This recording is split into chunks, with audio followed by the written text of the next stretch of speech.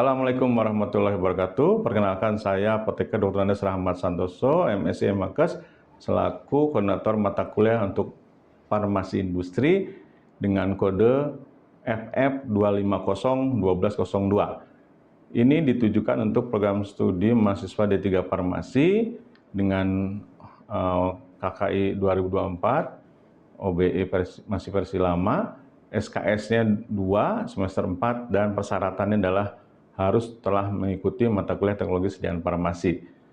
3 pilar utama dalam pembelajaran farmasi industri untuk mencapai kompetensi farmasi industri tentunya dibangun oleh pilar pertama, yaitu regulasi dan sistem operasional yang terdiri dari organisasi industri farmasi, cara pembuatan obat yang baik, K3LH, dan teknologi industri farmasi 4.0. Pilar yang kedua adalah manufaktur proses produksi, yaitu karakteristik bahan baku, produksi sediaan padat, sediaan cair, sediaan semisolid, sediaan aerosol, dan sediaan steril. Sementara pilar yang ketiga adalah kualitas inovasi desain yang ditopang oleh quality control, quality assurance, validasi dan kualifikasi, manajemen risiko mutu, dan pengembangan produk atau quality by design. Target akhir lulusan terdiri daripada yang CPL 1 yaitu etika profesional, CPL 2 penguasaan ilmu, CPL 3-nya solusi berbasis bukti, CPL 4-nya kolaborasi tim, dan CPL 5 adalah inovasi teknologi. Sementara untuk evolusi capaian pembelajaran mata kuliah, yang pertama adalah CPMK 1, yaitu menjelaskan struktur organisasi industri farmasi, CPMK 2-nya menganalisis penerapan regulasi cara pembuatan obat yang baik, CPMK 3-nya menentukan karakteristik esensial bahan baku, dan CPMK 4 adalah menganalisis proses produksi untuk berbagai bentuk sediaan farmasi. Sementara CPMK 5-nya mengevaluasi sistem quality control, quality assurance, validasi, kualifikasi, dan manajemen risiko. Sementara untuk CPMK 6 yaitu merancang konsep pengembangan produk, yaitu quality by design dan penerapan teknologinya. Matriks penyelarasan menghubungkan proses dengan hasil akhir, yaitu fokus pembelajaran bergeser dari penguasaan teori fundamental, dalam hal ini CPL 2 di fase awal, menuju eskalasi kolaborasi CPL 4 dan inovasi teknologi CPL 5 pada tahap akhir produksi dan kontrol kualitas. Alur produksi pembelajaran selama 16 minggu terdiri dari 4 kelompok. Yang pertama, minggu ke-1 sampai ke-4 yaitu organisasi dan regulasi, yaitu minggu ke-1 struktur organisasi, minggu ke-2 hingga ke-3 prinsip cara pembuatan obat yang baik, dan minggu ke-4-nya analisis bahan baku. Sementara untuk kelompok manufaktur itu minggu ke-5 sampai ke-9 itu proses produksi berbagai jenis sediaan tadi. Sementara untuk klaster ketiga yaitu kualitas dan keselamatan, pertemuan minggu ke-10 hingga ke-14 yaitu evaluasi, quality control, quality assurance, validasi, kualifikasi, manajemen risiko, dan K3LH. Klaster terakhir yaitu minggu ke-15 hingga ke-16 yaitu klaster inovasi, yaitu merancang pengembangan produk, dalam hal ini quality by design. Sistem pengendalian mutu evaluasi yaitu berbasis penilaian output sebanyak 35%, yang paling besar yaitu project 20% dan case method 15%. Sementara untuk UTS 20% dan UAS 20%, penugasan reguler ini 10%, kuis 10%, dan kehadiran serta partisipasi 5%. Sehingga bobot tertinggi tetap ada dialokasikan pada project dan case method. Dengan demikian, harapannya kita bisa melahirkan tenaga kefarmasian yang handal, yang bisa menguasai ekosistem farmasi industri di Indonesia. Wabillahi taufiq wal hidayah. Assalamualaikum warahmatullahi wabarakatuh.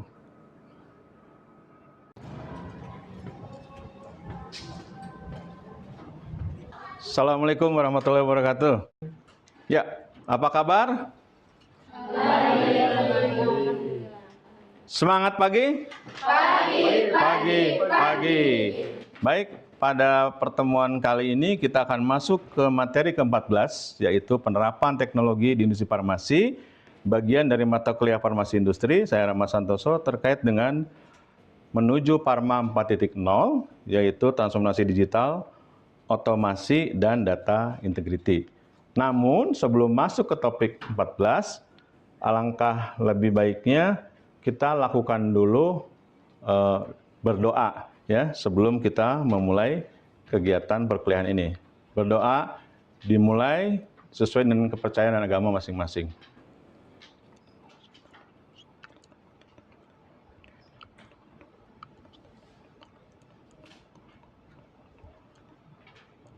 Berdoa tidak pernah selesai ya, karena kita sebagai hamba insan kamil harus selalu bermunajat padanya. Oke, baik, kita akan mulai dengan pertemuan ke-14. Namun sebelum memulai, rasanya Anda sudah membaca poin sesuai dengan RPS di pertemuan 14 ini. Saya akan bertanya tentang bagaimana 4 pilar pondasi farmasi industri modern. Ada yang bisa jawab? Izin menjawab, Bapak. Itu salah satunya ada kualitas. Oke, apa itu kualitas? Kualitas itu merupakan fokus utama industri farmasi untuk menghasilkan produk yang aman, bermutu, dan berkhasiat sesuai standar. Oke, betul. Yang kedua, silakan. Izin Bapak, aku kepatuhan. Apa itu kepatuhan? Memastikan seluruh proses produksi memenuhi standar CPOB, cara pembuatan obat yang baik atau GMP, Good Manufacturing Practice. Oke, jadi sekarang dalam industri farmasi 4.0, Badan POM itu selalu menekannya namanya comply to regulation atau dikenal dengan maturasi ya. Jadi yang industri farmasi yang mature yang memenuhi semua aspek pemenuhan CPOB atau GMP itu grade-nya pasti akan lebih baik. Oke, sekarang pilar yang ketiga. Saya bisa jawab? Saya izin jawab ya Pak. Ya. Untuk poin ketiga itu ada efisiensi biaya, yaitu untuk mengoptimalkan penggunaan sumber daya dan proses operasional sehingga biaya produksi lebih efisien. Oke, yaitu saya rasa tepat karena bagaimanapun juga dalam persaingan bisnis, dalam industri farmasi yang sangat padat modal, tentunya harga ini menjadi sangat penting. Maka tadi efisiensi biaya itu menjadi pilar ketiga yang harus dipegang. Oke, pilar keempat yang terakhir. Saya Bapak, yang terakhir ada kecepatan. Jadi kecepatan itu mempercepat proses produksi dan distribusi sehingga obat lebih cepat sampai kepada masyarakat. Nah, itu yang menjadi kontekstual dari Parma 4.0 ya, bahwa kecepatan ini sangat dibutuhkan. Jadi mulai dari riset pasar, pengembangan oleh business development, oleh R&D, sampai di produksi dengan skala lab, skala pilot, skala industri, kemudian dipasarkan itu harus memiliki waktu rilis ke pasar yang sangat cepat. Namun seringkali kendala ada di registrasi. Maka dari awal registrasi ini harus betul-betul diperhitungkan menjadi kata kunci. Kecepatan di dalam akselerasi waktu rilis ini akan sangat berkaitan dengan kesiapan dokumen saat registrasi ya. Biasanya ini kan kembali lagi data keamanan ya. Uji keamanan itu kan yang paling utama tadi harus aman, berkhasiat dan bermutu. Oke, kita lanjut pada evolusi paradigm manufaktur. Ya, ini juga menjadi penting. Sudah ada shifting pergeseran dari tradisional ke Parma 4.0. Mulai dari proses fisiknya ya. Sebelumnya berbasis manual dan terisolasi. Berubah menjadi otomatis dan terintegrasi penuh. Sebelumnya pengambilan keputusan mulai dari reaktif terhadap deviasi. Jadi kayak kebakaran jenggot ya, kayak kebakaran di sini ada api, padamkan ya, besoknya api di sini, padamkan. Itu kan menjadi sulit tanpa adanya perubahan ke prediktif dan berbasis resiko. Nah, menjadi risk based karena sekarang segala sesuatu harus ada mitigasi terhadap resiko. Berikutnya ada dokumentasi batch ya, yang sebelumnya berbasis kertas, sekarang sudah bergeser ke paperless ya. Jadi kan menjadi rumit itu, bagaimana dokumen yang tumpukan kertas itu harus disiapkan oleh industri menjadi ekonomi biaya tinggi. Jadi dibutuhkan ruangan berapa kali ini untuk menyimpan dokumen dalam bentuk fisik. Kalau kita menggunakan elektronik, ini electronic based record ya, dan itu dia real time sifatnya dibandingkan dengan dokumen yang fisik. Kebayang lah kalau kita harus kembali ke masa yang tradisional. Yang terakhir untuk kendali mutu ini pengujian produk akhir and product testing itu sekarang sudah mulai bergeser ke quality by design ya dan PAT. Nah, sampai sini ada pertanyaan? Izin Bapak, Ya, silakan. izin menanyakan yang dimaksud dari quality by design dan proses analytical technology itu apa ya? Ya, saya rasa pertanyaannya cukup baik. Quality by design adalah bagaimana industri farmasi membangun kualitas sejak pabrik itu belum didirikan. Anda bisa kebayang nggak? Jadi sebelum pabrik didirikan, kualitas itu sudah dipikirkan. Ya, jadi kalau kita lihat contoh yang sangat apple to apple di kampus kita dengan lingkungan sekitar ya, kita diapit oleh ATPM, Honda dan Toyota. Ya, dalam pembangunan mana yang menggunakan quality by design? Saya rasa ATPM ya, dia sudah memikirkan kalau ketinggian tanah dibandingkan dengan Jalan Soekarno-Hatta itu harus dipikirkan. Jadi kalau banjir ini harusnya lebih tinggi daripada Jalan Soekarno-Hatta. Jadi contoh bahwa mereka sudah memikirkan resiko ke depan akan seperti apa. Ya, ini contoh dari pembangunan ya. Kemudian bagaimana cara membangun, konstruksi dan sebagainya itu sangat berbeda ya antara dua ATPM dengan kampus. Itu contoh real. Ini di industri farmasi lebih dahsyat lagi terkait dengan quality by design. Jadi bagaimana mutu tadi dibangun sejak awal, karena mutu kan parameter setelah apa? Tadi keamanan, khasiat dan mutu. Mutu itu parameter ketiga, tapi mutu harus dibangun sejak awal. Maka mutu ini diturunkan lagi, ada yang namanya quality target product profile. Kita harus profiling produk kita seperti apa dibandingkan dengan kompetitor ya. Harus punya keunggulan apa dibandingkan kompetitor, sehingga tidak bisa tiba-tiba kualitas itu tidak didesain dari awal. Kiranya bisa menjawab ya. Nah, sekarang poin yang berikutnya di PAT. PAT ini sebetulnya nyambung dengan yang sekarang sedang berjalan, bahwa pada saat kita melakukan QC tidak perlu mendestroy atau menghancurkan atau merusak sediaan. Kita kan katakanlah uji waktu hancur, ya, uji kadar air, uji penetapan kadar dan sebagainya. Itu kan sediaan farmasi harus dilarutkan dulu, ya, dipreparasi. Baru nanti ada yang dimasukkan dalam alat kupet ke spektrofotometri atau diinjeksikan ke HPLC atau GC atau GCMS, LCMS, LCRMS dan sebagainya. Itu kan sediaannya hancur. Dan dengan teknologi yang terbaru kan tidak perlu. Ini dengan near infrared kita bisa lakukan scan, semua data terbaca. Produknya utuh sehingga industri farmasi tidak rugi, produknya bisa dijual. Itu salah satu keunggulan dari quality by design dan PAT. Kiranya bisa menjawab ya? Ya, kita lanjutkan. Dan yang tidak kalah menariknya di IoT ini adalah sebagai saraf sensorik ya, apa saja kondisi lingkungan, sistem HPAC, dan utilitas serta logistik. Ini yang harus Anda ketahui di farmasi industri, semua sudah bergeser ke arah IoT ya sebagai saraf sensorik. Ada pertanyaan sampai di sini? Izin bertanya Bapak. Ya, silakan. Untuk sistem HiFi IC dan utilitas itu apa ya Bapak? Oke, jadi di dalam regulasi Badan POM ada yang namanya sarana penunjang kritis. Anda bisa cek sarana penunjang kritis apa saja.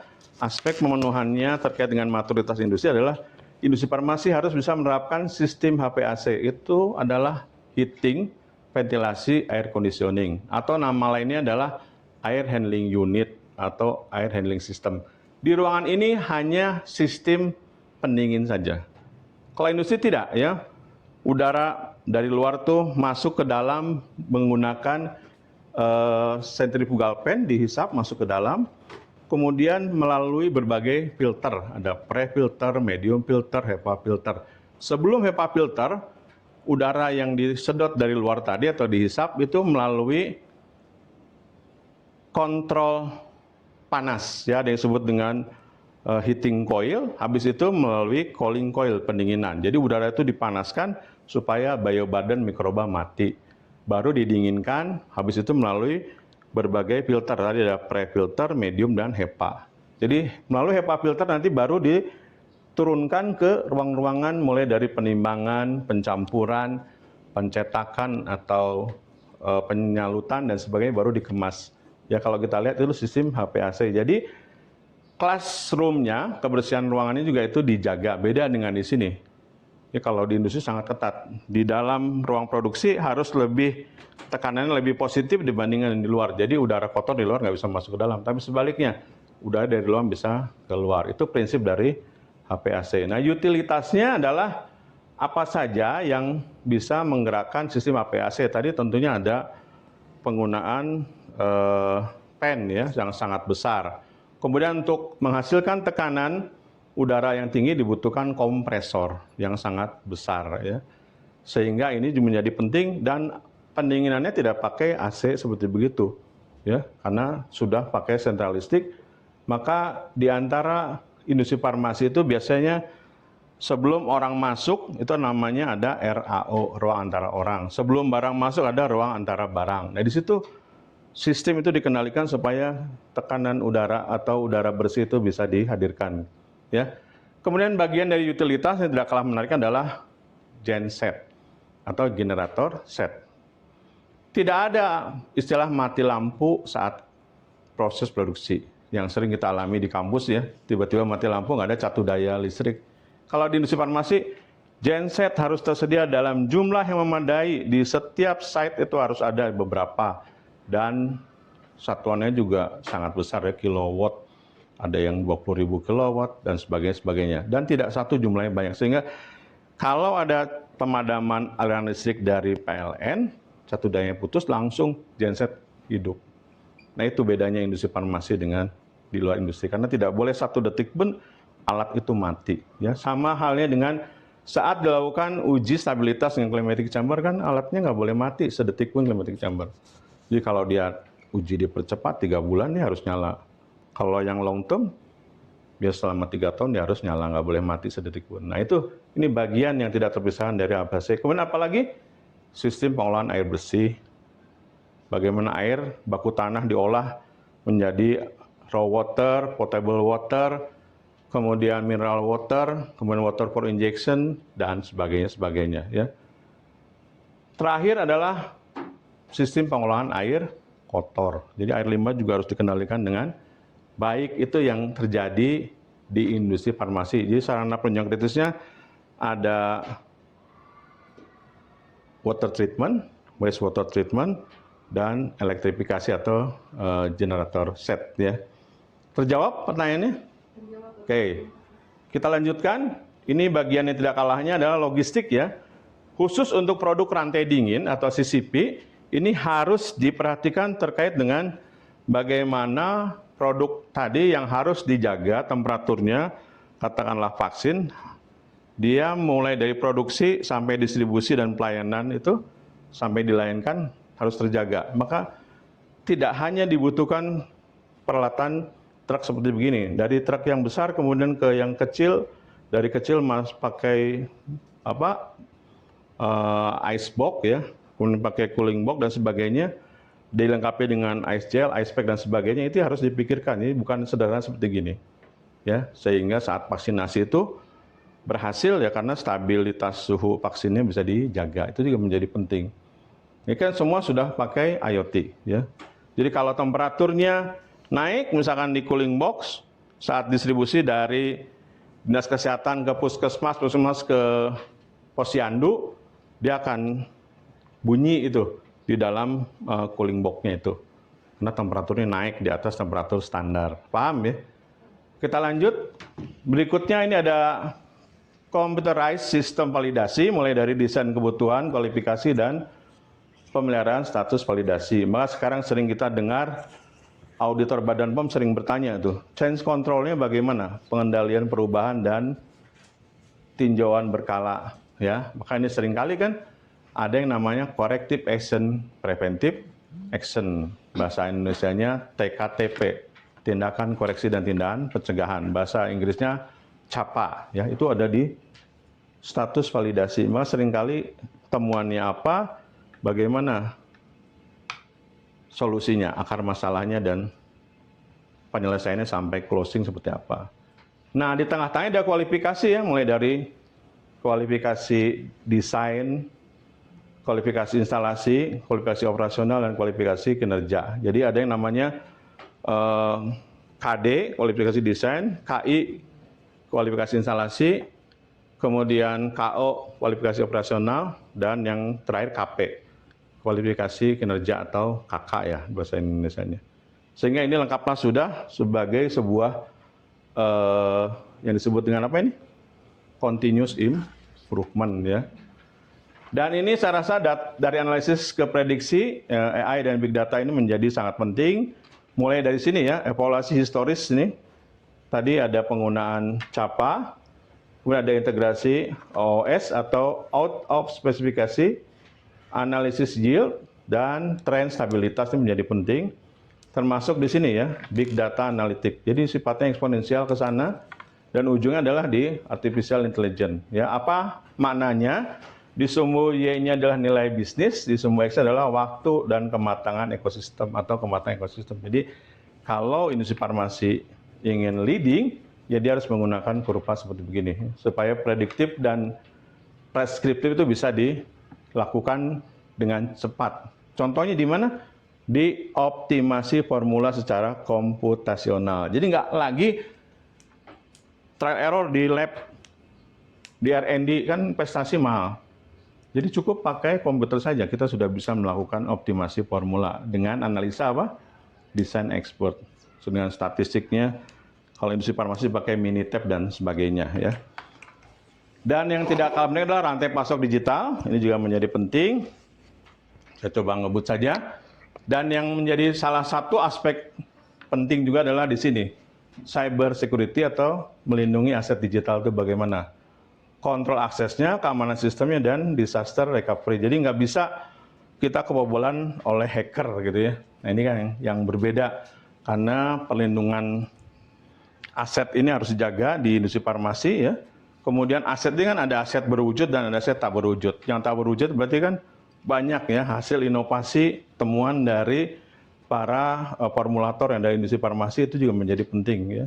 Termasuk para operator ya, yang menguasai masing-masing alat mulai dari hulu sampai hilir. Itu harus dijaga. Dan yang tidak kalah penting adalah terkait dengan ini, transformasi release batch ini menjadi penting juga.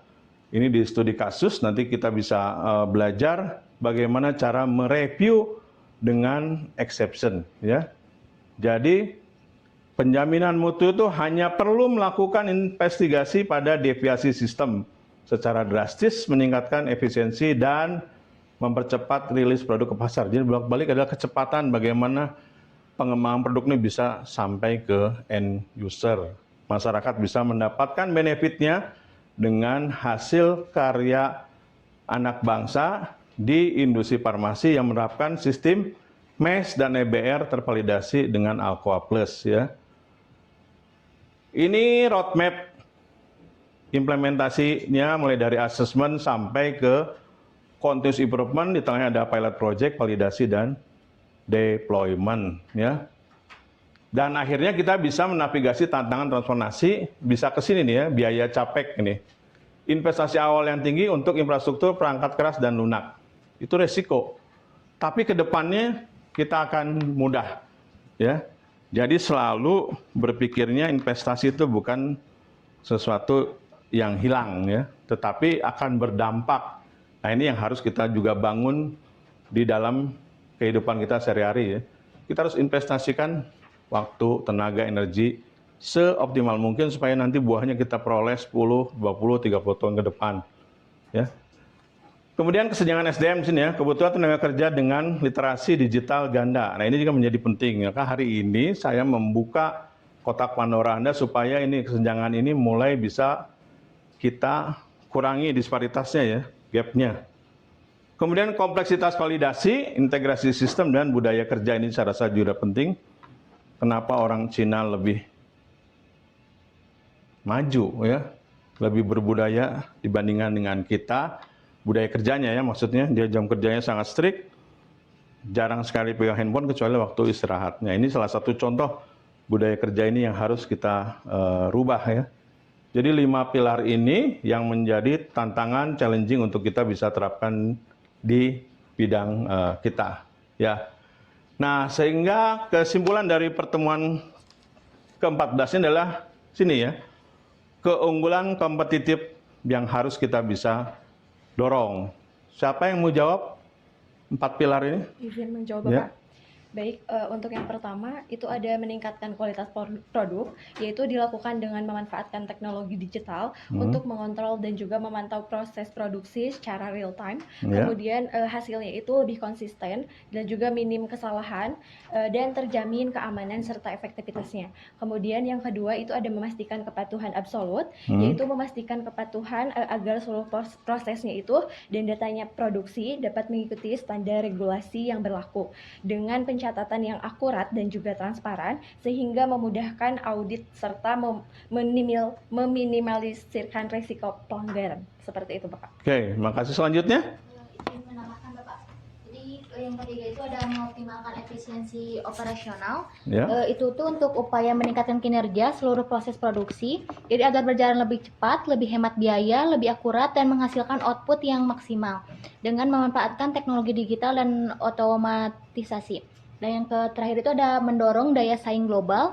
Itu tuh untuk meningkatkan kemampuan industri farmasi untuk bersaing dengan perusahaan farmasi dari berbagai negara melalui penerapan teknologi modern, inovasi, dan pemenuhan standar internasional. Oke, berarti 4 pilar ini sudah di-generate tadi, sudah di-breakdown terkait dengan penjelasannya masing-masing. Ini sangat menunjang tentang pertemuan 14 ini. Sebagai umpan balik yaitu penerapan teknologi mutakhir dan integrasi Pharma 4.0 bukanlah sekadar opsi ya. Jadi bukan sekadar choice atau pilihan, tapi ini sebuah keniscayaan ya. Jadi yang harus kita lakukan karena dia bersifat strategis.